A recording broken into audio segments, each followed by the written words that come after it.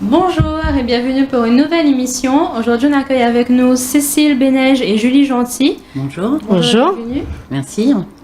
Alors, Cécile, toi, tu es créatrice d'Urban Malala. C'est ça. Tu peux nous parler un petit peu de ton activité ? Oui, donc moi je crée des tableaux à partir de matériaux de récup. Essentiellement le bois et la chambre à air que j'associe, que je transforme, un petit peu comme ça. Voilà. Donc je prends de la chambre à air qui est brute, qui a déjà eu une vie. Je la nettoie, je la peins. Ensuite je la vernis et je la colle sur des bois qui ont également été... qui ont déjà eu une vie également. Et quand tu dis chambre à air, ça... C'est la chambre à air de camion, c'est ce qu'il y a à l'intérieur de la roue de camion. D'accord. Et une fois qu'elle est utilisée, soit on la brûle, soit on l'enfouit. Donc écologiquement, c'est pas génial. Et moi, j'ai utilisé ce matériau qui est noir, donc j'adore la texture. Et je travaille à partir de ça, essentiellement. D'accord. Et toi, Julie, du coup, tu es créatrice de Julie Gentil. Voilà. Alors que Julie Gentil, c'est mon nom de famille en fait. Et moi, je travaille la porcelaine. Donc la porcelaine, c'est une argile blanche, c'est de la céramique. Donc je pars d'un bloc de terre en fait que je modèle à la main et c'est cuit à haute température à 1300 degrés dans un four de potis. D'accord. Voilà, donc il y a différentes étapes où on émaille, je fais du décor à l'or aussi. Voilà, donc je pars de quelque chose de très brut pour arriver à des choses très fines de ce type-là. Ça c'est les petites boucles d'oreilles puces ou ce type de pièces en bracelet. D'accord. Voilà, on est sur du cuir. Et du coup, est-ce que c'est dangereux quand même de travailler avec la porcelaine ? Alors non, c'est de la terre, donc il n'y a pas de... L'or par contre, c'est... voilà, il faut que je mette un masque pour travailler.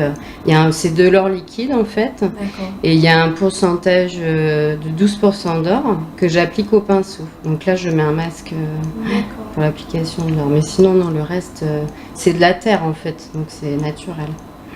Et pour vous, justement, est-ce que ça représente aussi un danger, l'activité que vous faites avec le matériau ? Non, le travail du bois, j'ai une scie sauteuse, une ponceuse, donc ça, comme tout outil, il faut toujours faire attention, donc effectivement, masque, etc. Mais bon, moi, c'est la partie un peu, le travail du bois, c'est la partie la plus brute. Donc effectivement, là, mais pour peindre, j'ai pas eu d'accident de travail à ce jour. Et on espère que ça continuera comme ça. J'espère aussi, j'aimerais bien. Et du coup, c'est quand même assez physique, du coup, pour travailler le bois au début. Il y a les deux aspects, oui. Effectivement, il y a mais je fais des séries. D'abord, je peins, ensuite je colle, je prépare le bois, ensuite je colle. C'est plus rapide. Effectivement, c'est un peu plus physique, mais ça me permet d'avoir une double activité. Quand je suis dans des heures et des heures à peindre, je suis contente d'aller poncer dehors. Ça me fait du bien, je défoule. Et depuis quand tu fais cette activité, Cécile ? Alors, l'activité est vraiment officielle depuis 4 ans, mais ça va faire 10 ans l'année prochaine que j'ai commencé la chambre à air. Au départ, j'ai commencé à faire des bijoux pour moi me faire plaisir, et puis il y a eu une évolution, et puis maintenant je suis au tableau. Et je fais des ateliers aussi, des ateliers avec les enfants, j'ai une double activité sur ma prestation. D'accord, donc comme ça, et aussi créer des tableaux avec toi ? Des tableaux, ça peut être des tableaux, ça peut être avec les ados, on va travailler plutôt les comics, sur un public peut-être plus de femmes qui ont rencontré des difficultés, on va peut-être faire des portraits de femmes, des bijoux, voilà, ça dépend. Je m'adapte au public et je m'adapte à la demande. Il y a un aspect quand même social derrière ces ateliers, oui. Ça te tenait à cœur de faire ça ? Il y a l'aspect social par le public avec lesquels j'interviens, oui. Tout à fait. Moi avant j'étais animatrice de quartier, j'étais formatrice BAFA, donc tout ce secteur-là je connais bien. Et puis il y a l'apprentissage par la technique du pointillisme en peinture qui est intéressante. Et j'ai aussi tout un speech sur l'écologie. Tout ça, ça passe en douceur, mais pour moi, ça fait 3 parties de l'atelier à part entière. Ouais. Et du coup, pour te former, est-ce que ça s'est fait toute seule ou tu as pris quand même des cours, des formations ? J'ai eu la chance de travailler de très près avec un prof d'art plastique qui était excellent et qui m'a, pendant des années, expliqué différents matériaux. Ça passe du cyporex au bois. Enfin, voilà, j'ai été formée par quelqu'un d'exceptionnel.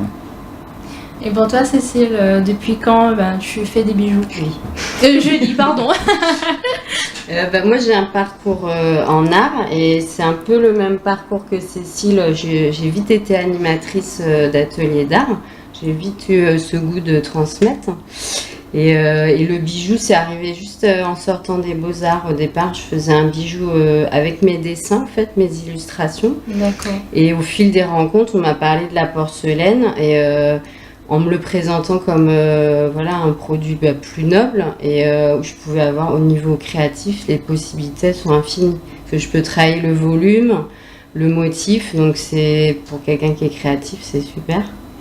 Et voilà, du coup là, ça fait 5 ans maintenant que je travaille le bijou en céramique. D'accord. Est-ce que tu as envie, de partir peut-être sur d'autres matériaux ou c'est que la porcelaine qui t'intéresse? Non, alors pour l'instant, c'est que la porcelaine. Ça m'intéresserait aussi d'aller sur des pièces, tout ce qui est luminaire en fait. D'accord. Parce que la porcelaine, on peut avoir une vraie finesse et du coup laisser passer la lumière. Après, je fais du dessin, du graphisme et je vends aussi des sérigraphies et mes dessins. Mais non, pour l'instant, il y a tellement de possibilités que j'ai pas exploité tout le potentiel de super matériaux. Voilà. Et donc, du coup, comment vous faites pour vendre vos bijoux? Est-ce que vous participez à des marchés? Est-ce que c'est de la vente en ligne? Quel est le moyen de vente? Alors du coup, moi je fais le marché de l'Ermitage tous les dimanches, donc ça c'est un moment où on peut me voir en direct, donc c'est intéressant parce que je peux faire du sur-mesure et aussi avoir un bijou vraiment adapté et faire de la pièce unique en fait. D'accord. Après je suis en boutique sur Lille, donc à la tête derrière les étoiles, notamment à Saint-Gilles-les-Bains et au labo des comètes aux Avirons. Voilà. Après j'ai d'autres boutiques, vous pouvez trouver sur ma page Julie Gentil bijoux de porcelaine, toutes les infos.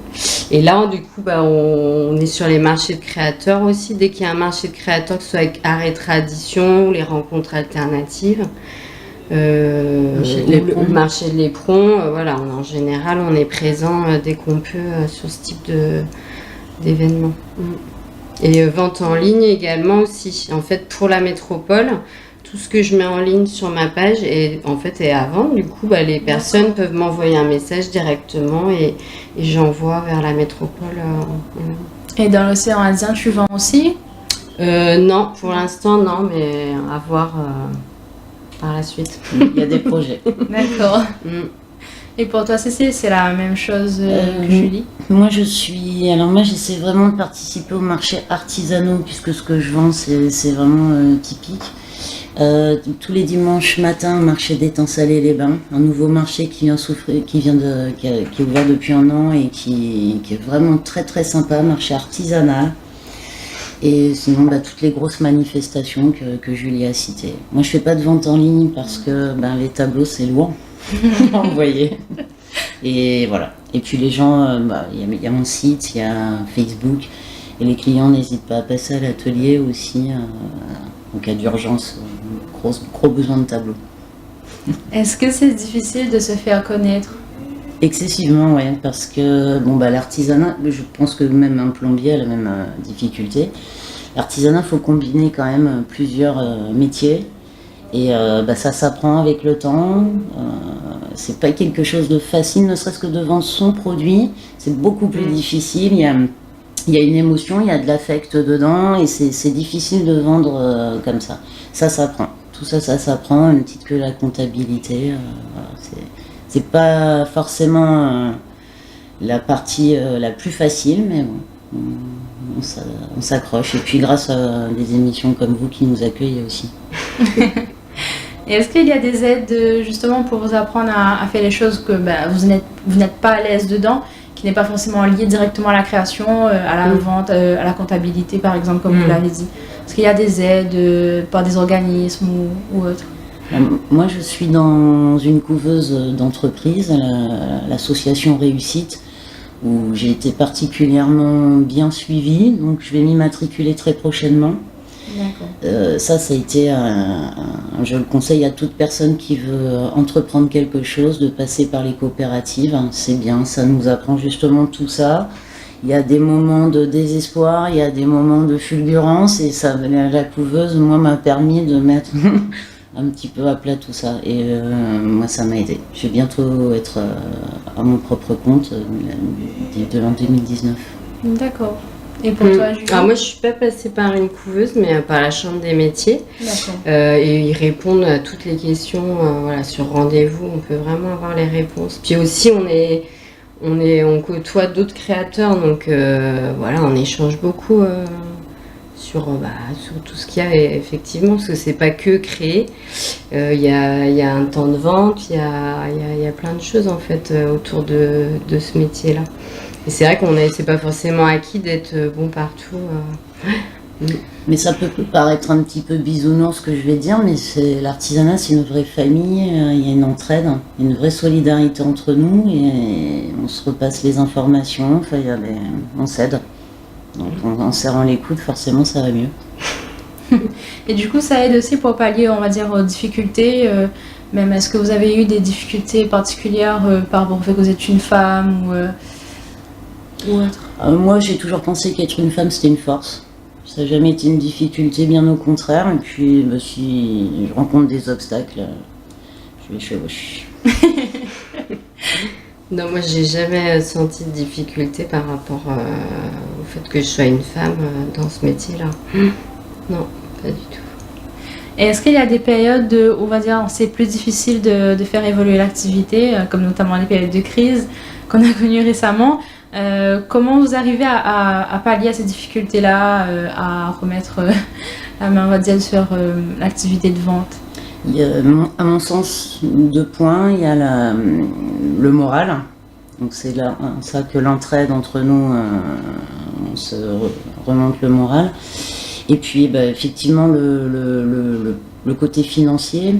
Moi j'ai pris parti de faire ces ateliers justement pour avoir sur une année la double activité. Et puis il y a des moments ça marche bien, il y a des moments ça marche pas. Je crois que c'est la vie qui est comme ça, faut le prendre du bon côté. On peut pas toujours gagner. On peut pas toujours perdre non plus. Non, moi j'ai accepté cette période, voilà, je pense que c'était un moment où c'était dur de penser à soi individuellement, quoi. Donc j'ai accepté que voilà, fallait passer par là et a priori ça va mieux là. Et du coup, vos activités, il y a quand même, on va dire, un côté écologique justement. Est-ce que vous voulez vous engager un peu plus dans l'écologie, dans l'environnement ou comment ça se passe par rapport soit par le biais de vos activités ou même à côté en participant à une association? Moi, dans mes choix quotidiens, je pense avoir déjà opté pour des solutions écologiques. Déjà, je crois que tout un chacun, si on fait un peu le ménage, c'est déjà pas mal. Et puis moi, les ateliers que je propose avec les enfants, il y a une grosse partie écologie. Et même avec les adultes, de toute façon, on en parle. C'est moins pédagogique avec les adultes, mais c'est vrai que, moi, je pense que c'est ma petite mission, quoi. Recycler la chambre à air et en faire autre chose. Je crois que on a tous des petites missions et c'est comme ça qu'on va s'en sortir. Et vous trouvez que c'est plus facile, on va dire, de sensibiliser les enfants que les adultes? Ça dépend des adultes. Je pense que la génération qui est au-dessus de nous est une génération qui ont des habitudes bien ancrées et c'est plus eux qu'on doit éduquer. Les enfants, je trouve qu'ils sont déjà dedans. Ouais. C'est plus les grands-parents. C'est vrai. Et pour toi, du coup, Julie? Moi, je pense que ce qu'on transmet en étant créateur, c'est que c'est une autre manière déjà de consommer. Et aussi, ce qu'on transmet dans les ateliers, c'est d'aller chercher sa créativité en soi. C'est ça, moi, que j'ai envie de valoriser. Et du coup, on va revenir sur ton activité, Cécile. Les tableaux, quel type, on va dire, de goût ça répond? Est-ce que c'est, par exemple, c'est des grands tableaux? Est-ce que c'est de l'art moderne? Est-ce que c'est traditionnel? Moi, mes tableaux, c'est le style figuratif. Donc voilà, je peins à la technique du pointillisme et je m'inspire de la faune locale puisque j'adore. Peut-être que si j'étais en Afrique, je ferais des zèbres, mais en tout cas là, je fais des poissons et des endormis. Et le pointillisme, c'est bien parce que ça met un effet de volume, un petit effet de relief. Et moi, ça me détend, parce que c'est méditatif, hein, on connaît, hein, c'est une façon aussi de réguler son souffle, etc. Et puis, on parle beaucoup des aborigènes, des impressionnistes sur les points, mais on rencontre ça dans toutes les cultures. J'aime bien ce côté un peu tribal, me rapprocher de l'humanité, puisque je pense que depuis la nuit des temps, on parle avec des points. D'accord. Et toi, Julie, du coup, tu fais tout type de bijoux, des boucles d'oreilles, des bracelets? Voilà, des dos nus, des bagues. Et moi, c'est plutôt un univers rétro. Je suis assez attirée par les époques des années 30, tout ce qui est art nouveau, art déco, qui s'inspirait beaucoup de motifs floraux. Donc voilà, du coup, je réinterprète finalement des motifs qui me plaisent dans la nature, mais de manière assez moderne en même temps et assez graphique. Donc j'affine les formes et puis je les réinterprète à ma manière. J'aime bien travailler avec la couleur, les contrastes.